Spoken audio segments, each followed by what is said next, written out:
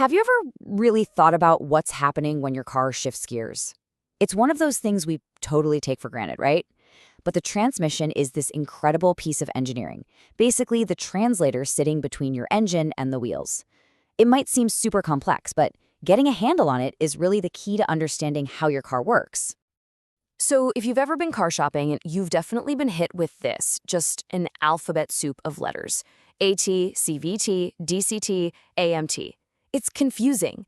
But here's the thing. The type of transmission in a car totally changes how it drives, how much gas it uses, and yeah, even how much it costs you down the road. So why should you care? Simple. Because picking the right one means you get the driving experience you actually want. Okay, so here's our game plan. First, we're going to tackle the core problem that transmissions were even invented to solve. Then, we'll jump back to the first big answers, the classics. After that, we'll dive into the modern stuff, the hunt for ultimate smoothness, pure speed, and finally, affordability. And at the end, we'll pull it all together so you can figure out the perfect shift for your style.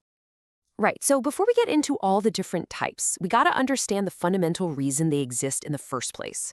I like to call it the engine's dilemma. And here's the mismatch, the whole reason for this thing. An engine is powerful, for sure, but it's also, well, it's picky. It has a happy place, a pretty narrow range of RPMs where it runs best. But your wheels, they need to do it all. They go from a dead stop to spinning like crazy on the highway. If you just bolted the engine straight to the wheels, it would be a disaster. It'd either stall right away or just scream its head off constantly.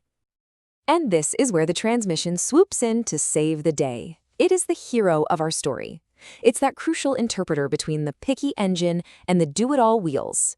It uses different gears to let the engine chill in its happy place while the wheels spin at whatever speed you need, giving you a big boost of power to get going or just letting you cruise efficiently. So, with the problem clear, engineers started cooking up solutions. This led to the two big ones, the foundational answers that basically defined driving for, I don't know, a century, the manual and the very first automatics. And the pace of innovation back then was just wild. The first try in 1904 was not great, pretty unreliable, but it showed it could be done. For manuals, the big leap was in 1929 with Cadillac's Synchromesh, which made shifting feel smooth instead of like you were grinding a bunch of rocks together. But the real game changer, that was GM's Hydra-Matic in 39. That was the first automatic that actually worked well and sold like crazy. And just a few years later, Buick perfected it by adding the torque converter, giving us that smooth acceleration we know today. Now, while regular automatics were getting better, some engineers were dreaming bigger. They thought, what if we could get rid of gear shifts completely? And that dream led them on a quest for ultimate smoothness and the creation of the continuously variable transmission, or CVT. So, instead of a set of fixed gears, a CVT is built on this brilliantly simple idea. Picture two cones facing each other, connected by a strong steel belt.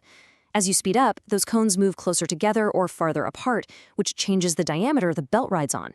This smoothly changes the gear ratio, giving you, in theory, an infinite number of gears. It means the engine can always be in its absolute perfect spot for efficiency.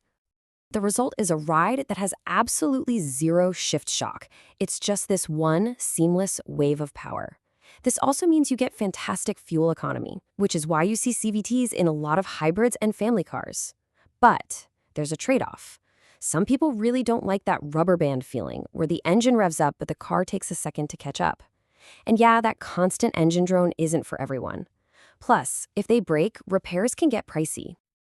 Okay. So if the CVT is all about comfort and smoothness, our next transmission is at the complete other end of the spectrum. It's all about one thing, pure, raw speed. Let's talk about the dual clutch transmission, the DCT. The idea behind a DCT is just genius. Seriously, imagine having two manual gearboxes crammed into one case. One clutch handles all the odd gears, first, third, fifth, and the other clutch handles the even ones, second, fourth, sixth. So while you're accelerating in first gear, the car's computer has already got second gear lined up and ready to go. The shift is just this lightning-fast swap from one clutch to the other. And the payoff is just incredible performance. We're talking shifts that are faster than any human could ever hope to manage with zero interruption of power to the wheels. It's no wonder DCTs are the top choice for so many supercars and sports cars. Of course, all that incredible tech comes at a price. They're complicated, which makes them expensive to build and, you guessed it, expensive to fix. But what if you don't want to break the bank? What if you want the ease of an automatic, but without the high price of a traditional auto or a DCT? Well, that's where our next category comes in, the automated manual. The automated manual transmission, or AMT, is really the most straightforward way to automate things. You basically take a regular, cheap-to-build manual gearbox, and then you bolt on a little computer brain and some hydraulic robot parts. These bits act like a robotic foot on the clutch and a robotic hand on the shifter, doing all the work for you. The biggest pro here is simple money. It's the cheapest way to get a two-pedal car, which is why they're super popular in smaller, budget-friendly cars. The goal is just getting from A to B without a fuss. The downside, though, is that the experience, it isn't always smooth. The shifts can be slow and kind of jerky, causing that little head nod when the car shifts. The IMT, or Intelligent Manual, is a pretty cool twist on this, though. It gets rid of the clutch pedal but still lets you shift gears yourself. Kind of the best of both worlds, in a way. Okay, wow, we have covered a lot of ground. We've gone through the history, the mechanics, the pros, the cons. Now, let's put it all in one place and see how they really stack up, side by side. This chart really tells the whole story, doesn't it? You can see the trade-offs clear as day. If you want the most control and the lowest price, the good old manual is still king. If you just want to kick back and have the smoothest, most effortless ride possible, the CVT is your best friend. For pure, unadulterated performance, the DCT is in a league of its own. And if you're looking for an automatic on a tight budget, the AMT gets the job done. So what's the bottom line here? It's that there is no single best transmission. It's not about which one is better on paper. It's all about what's best for you. What do you care about most? A relaxing commute? A fun weekend drive? Squeezing every last mile out of a gallon of gas? Your answer to that question points you right to the perfect gearbox for you. But let's end with a look over the horizon. Electric cars are popping up everywhere, and with their instant torque, they often don't need all these complicated gears. A simple single-gear setup is plenty. So it really makes you wonder, right? As we shift to electric, are we living through the final, most intricate, and maybe most interesting chapter in the long history of the automotive gearbox? It's definitely something to think about.